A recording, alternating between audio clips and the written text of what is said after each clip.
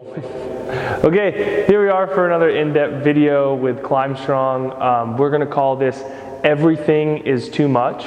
And so in the world of climbing training, we've all heard Steve Bechtel say this is the greatest sport ever because it's got all these different facets of training. But also that means it's really hard to pick and choose where we're weak and where we need to move from. And we've constantly got to be battling back and forth between this reality of like whether you actually need that thing or this perception where you think you need more endurance but something else is holding you back. And so first you need to think about, this isn't a total comprehensive list, but it's a few, maybe 7 of the more common ones we hear or what we see in people's climbing is assessing your needs. Okay, and so just rolling down the list here, a common one is I need to lose weight to send X route or do some workout. Stronger fingers, pretty obvious, right? I need more power for that really bouldery crux on my project. I can't clip the chains, I need more endurance.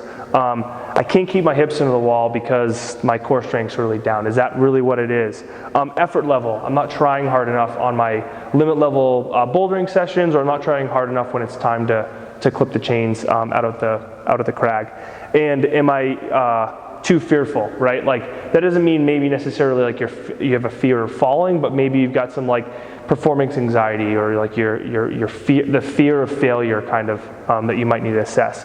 So when we're looking at all of these things, again, if you're doing all this in your training and you're seeing numbers go up, I think to even backtrack a little bit is if you're logging your training and you're seeing numbers go up or seeing yourself improve in all these facets, don't change anything. Just keep doing what you're doing until you need to assess and maybe reevaluate your training. But if you're trying to do all these things all at once and they're all just kind of slowly kind of going up back and forth, it might mean we need to actually just pick one of those things, kick the crap out of it, and then come back. But when we're assessing these needs, we need to also test and to see if we want to actually take this thing forward.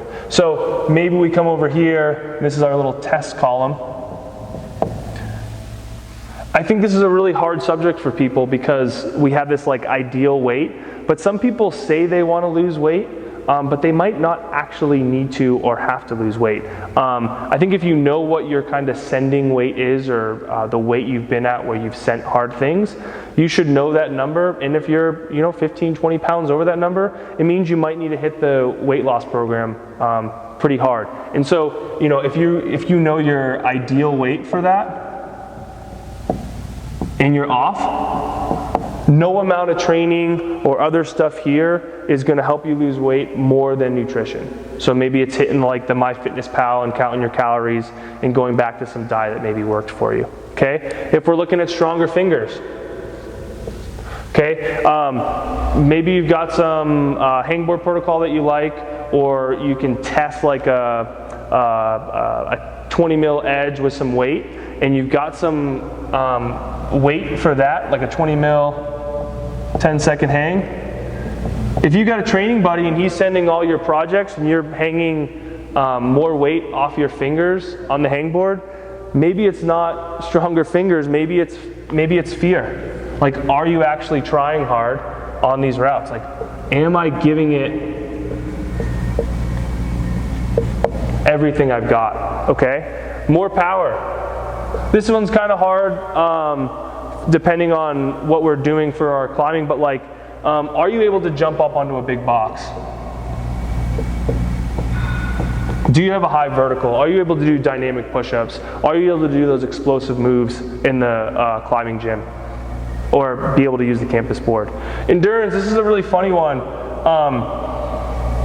A lot of people think they need more endurance because they get the feeling of being pumped on a route. But if you've sent routes at or around the same height of the route you're trying to do, and you've done them somewhat recently, it's probably not the endurance. It could be a little bit of the strength to actually hold on to those holds for the duration, or maybe you're just getting so in your head or mental on the route that you are falling off. A great endurance test is up on the, like a feet on the campus board foot rung, and then just going up and down on decent size rungs, and just get a test, get a baseline, up, down, up, down, up, down, up, down. Maybe you're somewhere around like the minute mark,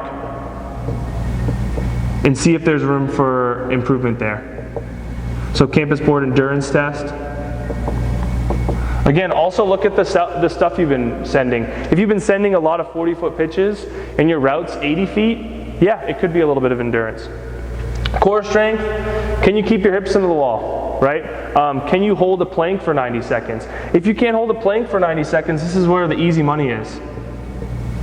That's pretty obvious and probably a little bit below the scope of most climbers, but it's a great place to start if that's where you're looking. And then effort level. This is really important for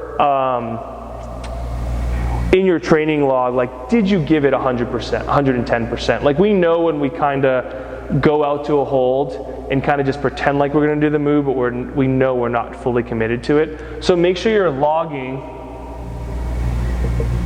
how hard you tried. And be honest with yourself. Like, you know when you just kind of dogged it and you just weren't really committed to it. And that might be it for a few reasons. Maybe the fall was kind of weird, or maybe it's a hold you're not ready to hold on to. But make sure you're logging your full effort level, not only in your workouts, but also out at the crag. If you got your iPhone with you, make those notes in your little app there on the phone, and then you can transcribe it into your training log. So back to this. You've tested some of these things, and some of them really stick out to you. Maybe some of these tests you're like, oh, actually I am pretty powerful, or wow, my fingers are pretty strong. And you come back to one of these things and you're like, you know what? I think it's fear. I think I'm not trying very hard. Okay, or I get all anxious around a bunch of people and it's at a busy crag. Do not worry about any of these things like lose weight, stronger fingers, more power, endurance, core strength, effort level. Those all go away. Like, you can write them down and you can come back to them, but this is the thing you're going to focus on the most. Okay? And you're going to log it, you're going to think of ways to work on it in your training, out at the crag. And when we're looking at progress, when we're trying to get better at something, you know, we've got all these facets. These are all numbered here, like 1 would be weight loss and 7's going to be fear here.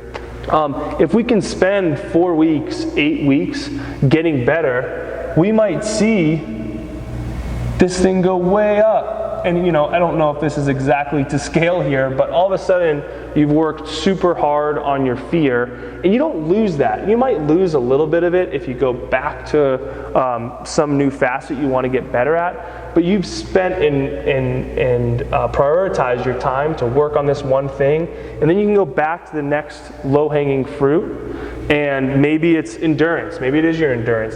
This thing might level off and kind of come down a little bit to here, and then all of a sudden you're working on this, and this gets better. And you can see the pattern there, right? If you're just trying to do all of these things all at once, they're kind of just all flatlined. When this thing just levels off, it's not very helpful. So pick one thing, move forward, get to the next thing.